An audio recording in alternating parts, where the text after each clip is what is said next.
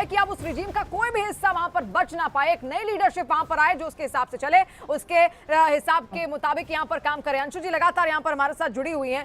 अंशु जी, अब नया चेहरे की घोषणा यहां पर कर दिया, हालांकि कार्यकारी ही है लेकिन फिर भी एक नया चेहरा यहां पर आ गया। कोई दो राय नहीं इस बात में कि अमेरिका के टारगेट पर यह भी ना हो, पहले से ही बाकायदा अमेरिका ने इनकी सारी डिटेल्स निकाली होंगी। निश्चित तौर पर क्लेरिक तो ये भी हैं और बासिज के जो हेड हैं, गार्जियन काउंसिल के मेंबर हैं, एक्सपर्ट कमिटी के मेंबर रहे हैं। ये वो एक्सपर्ट कमिटी है जो खुद सुप्रीम कमांडर को चुनती है। और मैं आपको लगातार कह रही थी कि ईरान को यदि हम कॉन्स्टिट्यूशनली देखें तो अब इस केस में कि उसके सुप्रीम कमांडर की यदि मौत हो जाती है, कहीं चले जाते हैं या कुछ ऐसा हो जाता है, पद छोड़ते हैं, तो फिर ऐसे में जो एक्सपर्ट कमिटी है वो उसमें कुछ सदस्य होते हैं और वो मिलकर कॉन्स्टिट्यूशन के आर्टिकल 119 को ध्यान में रखते हुए अपना नया सुप्रीम कमांडर चुनते हैं। तो अंशु जी लौटूंगी आपके पास। एक और बड़ी खबर इस वक्त पाकिस्तान से सामने आ रही है। देखिए, इस्लामाबाद में यूएस एम्बेसी के पास फिर से प्रदर्शन यहां पर देखने को मिला। यूएस एम्बेसी की तरफ कई सारे लोग बढ़ते हुए दिखे, पूरी एक भीड़ बकायदा वहां पर बढ़ती हुई दिखी है। खामेनी की मौत के बाद से पाकिस्तान में भारी नाराजगी यहां पर देखी गई है। कराची में यूएस कॉन्सुलेट पर भीड़ ने हमला भी किया था, वो तस्वीर हमने यहां पर आपको दिखाई थी। और अब पाकिस्तान में देखिए आगजनी की कई सारी तस्वीरें इस्लामाबाद से सामने आ रही हैं। खामेनी देखिए ना केवल ईरान में बल्कि कई सारे देशों में अपनी अच्छी खासी पहुंच रखते थे और उन्होंने जो कहा पत्थर की लकीर एक तरीके से यहां पर होता था और वो हमने देखा भी किस तरीके से लोग अब उनके प्यार में अब बाहर निकलते हुए यहां पर अलग अलग देशों में सामने आ रहे हैं। अंशु जोशी लगातार हमारे साथ बनी हुई है। अंशु जोशी जी, मैं चाहूंगी आप अपनी बात पूरी रखिए। जी, तो ये खामेनेई के बहुत अच्छे मित्र भी हैं और आर्टिकल 119 में जो बात कही गई कि बहुत जस्ट, पायस और बहुत एक एक्सपीरियंस्ड इमाम होने चाहिए, तो सुबह से जो खबरें आ रही थी कि खामेनेई के बेटे को सुप्रीम कमांडर बनाया जा रहा है, हम इस पर चर्चा भी कर रहे थे, तो मुझे ये आश्चर्य भी हो रहा था क्योंकि ये एक प्रोविजन है पूरा constitutionally, step by step process है जिसके थ्रू जा करके नए सुप्रीम कमांडर को चुना जाता है। तो अब हमने ये नाम आते हुए देखा है, बहुत एक्सपीरियंस्ड है, मेरे ख्याल 66-68 वर्ष के हैं ये और विश्वविद्यालय में प्रोफेसर रहे, राइटर रहे हैं और काफी वहां के माने हुए एक क्लेरिक हैं।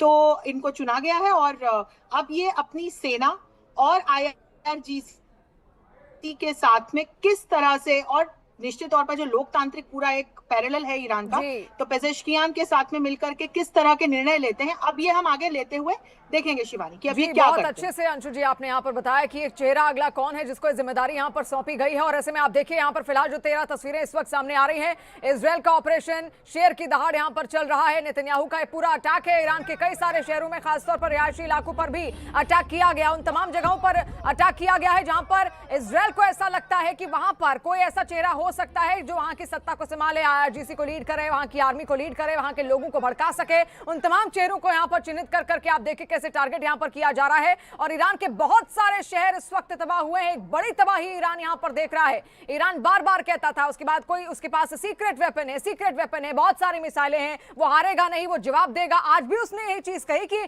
हम ऐसा जवाब देंगे अमेरिका और इजरायल को कि कभी उन्होंने देखा नहीं होगा, कभी उन्होंने सुना नहीं होगा। लेकिन अब उसी का इंतजार कर किया जा रहा है कि कब होगा ये हमला जिसका जिक्र बार बार ईरान कर रहा था, अपनी पोजीशन को और ज्यादा मजबूत करता हुआ वो दिख रहा था अपनी बातों में। वो पोजीशन यहां पर धरातल पर तो दिखती हुई बिल्कुल नहीं दिख रही और जिस रणनीति का उसने इस्तेमाल किया वो भी बिल्कुल यहां पर देखिए किस तरीके से उसको और बिखेरती हुई नजर आ रही है। खुद के घर के अंदर उसके लोग एकजुट नहीं है, दो धड़ों में बढ़ गए हैं। इसके अलावा तमाम 8 से 10 देशों पर जो कि अरब नेशन है उन पर उसने अटैक कर दिया। और सबसे शॉकिंग अटैक आज अगर कोई था तो वो ओमान पर अटैक था। कल भी देखिए गल्फ कंट्री का हिस्सा है ओमान पर कल भी अटैक हो सकता था, लेकिन आज उसने ओमान को चुना। लेकिन ऐसा क्यों? क्योंकि बहुत अच्छे रिलेशंस रहे हैं हमेशा इजराइल, ईरान और ओमान के, तो ओमान को चुनना अपने आप में एक बहुत बड़ा संदेश यहां पर ईरान के लिए रहा है। उसको लेकर भी हम चर्चा यहां पर करेंगे। लेकिन देखिए अमेरिका और इजराइल के खिलाफ ईरान की जवाबी कार्रवाई ने पूरे खाड़ी क्षेत्र को जंग के दायरे में ला दिया है। यूएई और बहरीन में धमाकों के बाद तनाव चरम पर है, लेकिन ईरान साफ कह रहा है कि उसका निशाना खाड़ी देश नहीं है बल्कि वहां मौजूद अमेरिकी सैन्य ढांचा है।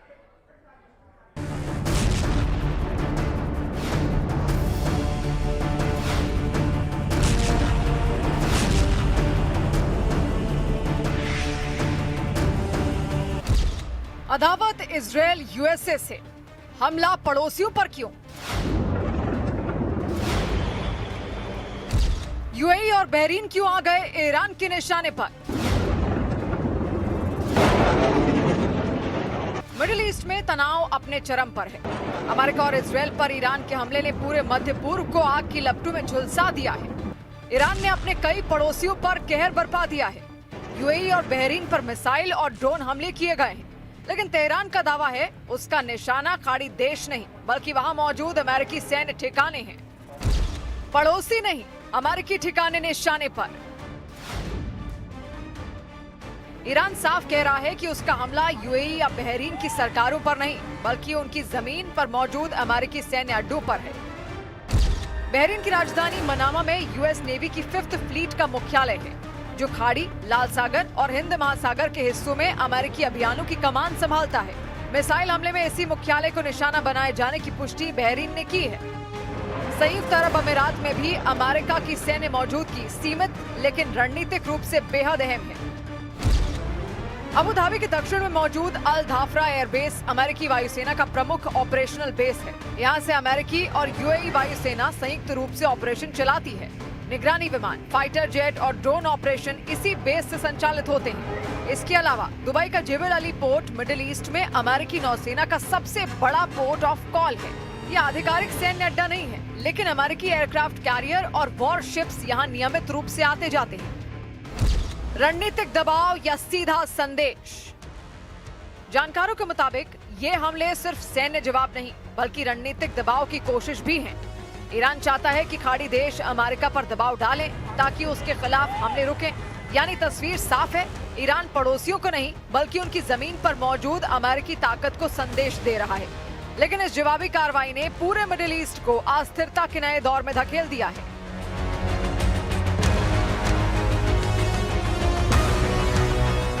इस युद्ध से कोई भी इस्लामिक देश अछूता नहीं है और ऐसे में बड़ी खबर पाकिस्तान से इस वक्त सामने आ रही है, जहां पाकिस्तान भी इस युद्ध की आग झेल रहा है।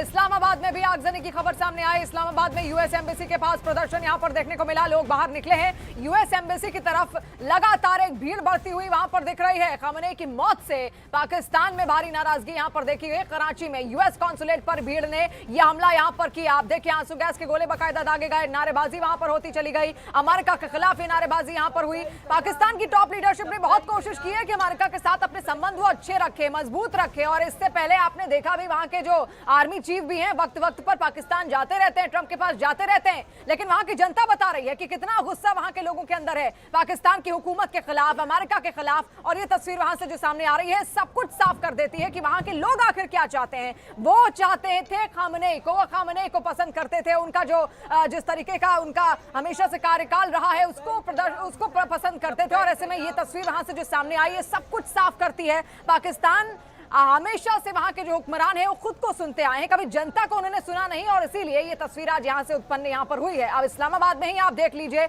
एक बड़ा इलाका, एक बड़ा प्रांत वहां का। और ऐसे में वहां जो यूएस एम्बेसी मौजूद है वहां पर ये हालात इस वक्त आप देख रहे हैं। लोग इकट्ठा हैं, अमेरिका के खिलाफ नारेबाजी हो रही है, खामनेई जिंदाबाद के नारे वहां पर लग रहे हैं। और ऐसे में लोगों का गुस्सा यहां पर फूट पड़ रहा है। देखिए, पाकिस्तान में सुन्नी मुसलमान काफी ज्यादा आबादी में वहां पर रहते हैं, लेकिन शिया मुसलमान कुछ ही आबादी में वहां पर हैं। इसके अलावा अहमदिया मुसलमान भी वहां पर हैं। जो शिया मुसलमान हैं उनमें बहुत अच्छी पहुंच कहा जाता है कि यहां पर खामनेई रखते थे। फिर चाहे वो ईरान ही क्यों ना हो, ईरान में तो उनकी पहुंच थी ही अच्छी खासी, लेकिन उसके अलावा भी तमाम मुस्लिम देश में जहां पर शिया आबादी है वो उनको मानते थे, वो उनको समझते थे। और ऐसे में ये अलग अलग तस्वीरें इसी वजह से यहाँ पर सामने आ रही हैं।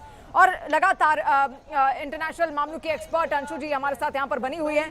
अंशु जी, क्या हो जाता अगर खामनेई बात मान लेते? क्योंकि खामनेई की कहीं ना कहीं गलती तो थी, वो अपनी कट्टरता में रह गए, अपने ही बातों में रह गए, अपनी चीजें चलाने में रह गए, क्योंकि नई जनरेशन आ गई थी और वो पुराने हो चुके थे। उन्होंने नई जनरेशन को समझा नहीं और इसका नतीजा ये हुआ कि इसका फायदा सीधे सीधे अमेरिका ने उठाया, उनके खिलाफ लोगों को भड़काया और लोगों ने देखे क्या किया। शिवानी, फिर आपने एक बहुत महत्वपूर्ण बिंदु इस पूरी चर्चा में जोड़ दिया है जिस पर कोई चर्चा नहीं करना चाह रहा है। ईरान में अपने से जनता सड़कों पे थी, विशेषकर जेनजी और महिलाएं। आपको महसा अमीनी का केस भी याद होगा कि किस तरह से कुछ वर्षों पहले जब उन्होंने हिजाब का विरोध किया था और उनके समर्थन में कई पुरुष भी आए थे, उन्होंने अपने बाल काट लिए थे, तो उनको पुलिस कस्टडी में किस तरह से उनकी कैसे दिल दहलाने वाली मौत हुई थी। और ये एक रिफ्लेक्शन था ईरान की उस बदली हुई, थोपी हुई संस्कृति का, जो पहले खुमैनी और फिर खामेनेई ने ईरान के लोगों पर थोपी। अगर आप 2500 वर्ष पूर्व के ईरान के पर्शियन कल्चर को देखते हैं तो उस कल्चर का इस कट्टरपंथी इस्लामी कल्चर से कुछ लेना देना नहीं है।